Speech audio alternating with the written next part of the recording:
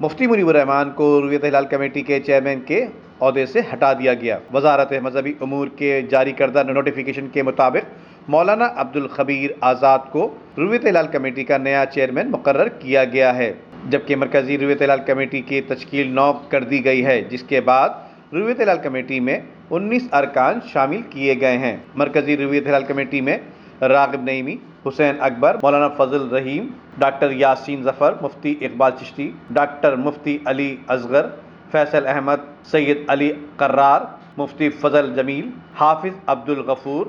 یوسف Kashmiri,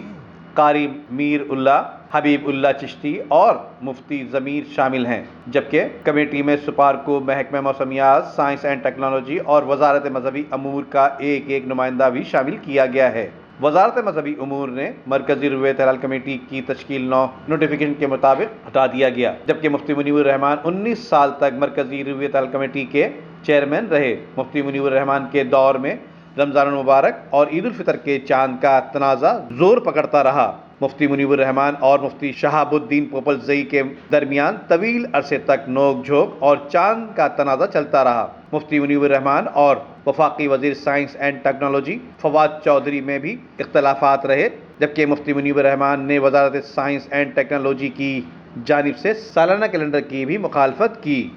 video کو like کر کے فیس بک اور واٹس ایپ کے ذریعے دوسرے لوگوں کے ساتھ شیئر کیجیے، اور ایسی ہی خوبصورت ویڈیوز فیوچر میں حاصل کرنے کے لیے ریڈ بٹن پر کلک کر کے اور بیل آئیکن کو پریس کر کے ہم سب کے سبسکرائبر بننا مت بھولیے۔